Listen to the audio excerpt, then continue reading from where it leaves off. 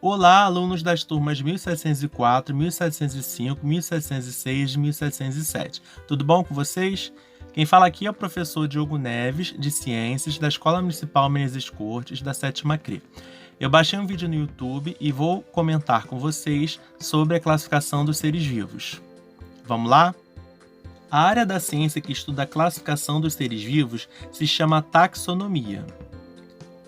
A variedade de seres vivos que habita a Terra é muito grande. Por isso, o estudo isolado de cada organismo é muito difícil.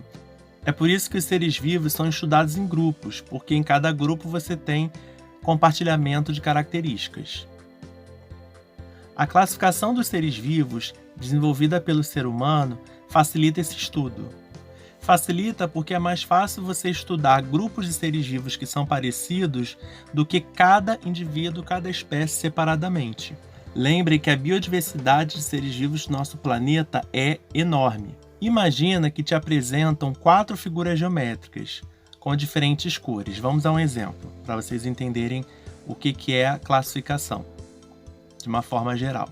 Nós temos aí então um triângulo verde, um quadrado amarelo, um círculo azul e um outro triângulo também amarelo. Amarelo um pouco mais claro, mas também é amarelo. Preste atenção nesse exemplo para você poder entender o próximo. Como é que você agruparia essas 4 figuras? Existem formas diferentes da gente agrupar. Agrupar significa separar em grupos, de acordo com as características semelhantes. Então, por exemplo, você pode agrupar os triângulos. Então, você vai ter um grupo dos triângulos, que é o triângulo verde e o triângulo amarelo claro. Em seguida, você pode também criar um outro grupo, que seria dos quadrados. Aí, nesse grupo, só entraria o quadrado amarelo. Um terceiro grupo seria, então, o dos círculos. E aí seria um grupo com um membro só, que é o círculo azul.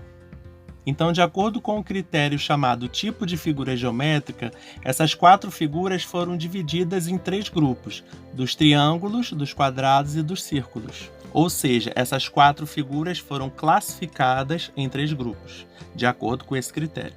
Mas você também pode escolher outros critérios para agrupar as figuras, por exemplo, a cor. Então, vamos criar um outro agrupamento, uma outra classificação.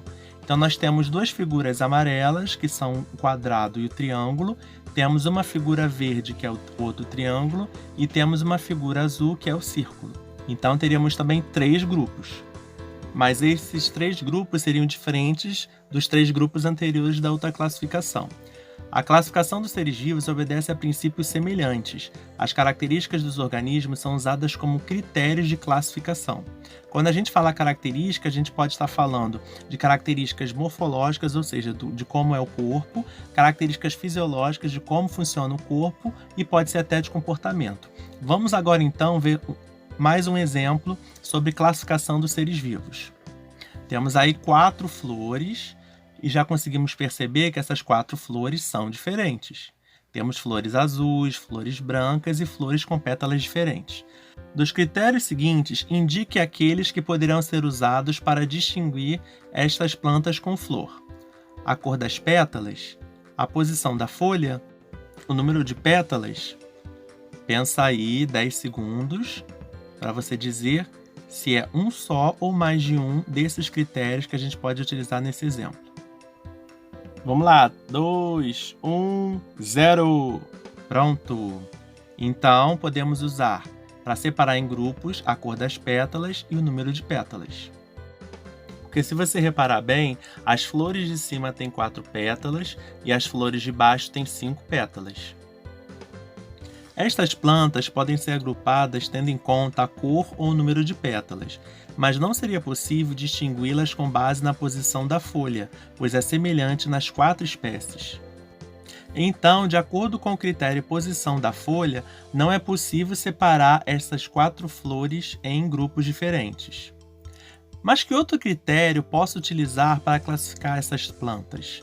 Será que existem outros critérios? Claro que sim. Sempre existem, né? Você já reparou que o recorte da margem das pétalas é diferente? Você pode usar esse critério. É por isso que é importante que todo cientista seja um bom observador, porque ele precisa perceber os detalhes de cada ser vivo para poder, quando tiver um grupo de seres, conseguir observar as diferenças e as semelhanças para poder separar cada um deles em grupos distintos. A classificação biológica consiste no agrupamento dos organismos tendo em conta as suas semelhanças.